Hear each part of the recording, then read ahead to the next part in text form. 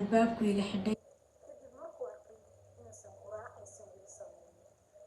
waxay tiri caruurtii si uu quraac u samaystay marka si loo eego waa nin aad u fiican anigiina waxay tiri albaabku iga xidhay mar hadduu xanaaqana bay tiri guriga kubaba noqdo saasuu iga xidhaa ilaa ay cadhadu kasoo baxaysa ka baxaysana banaankan wareega ama ay cadhadu ka baaba'ayso waa sheeko iga yaabisay bal asxaabi idinkuna ila daawado iga eega sheekada swab maalinku xanaaqa banaankaasaan ku xirana guys banaan cilaan taagana maalinku xanaaq waa kaas ka xaxaabsada cadaan guursatay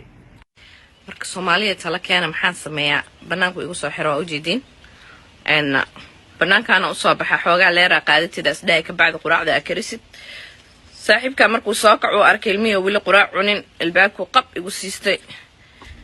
ilmiyo quraac u karsaday quraacdii siiyay anigana de banaankan ku xirana hadar gal marka maagan albaabku iga soo xirto waa ka banaankan jooga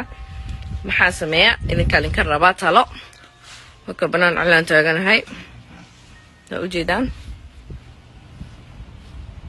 marka de fureygan qaadana magaalada iska gala asi caruurtiisana ha joogaan gurigooda anigoo iska jaqaafa guys so sug marka la ku qabana aragtiine bay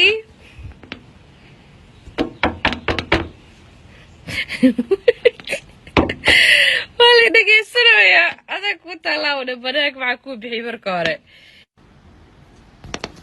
bay open the door babe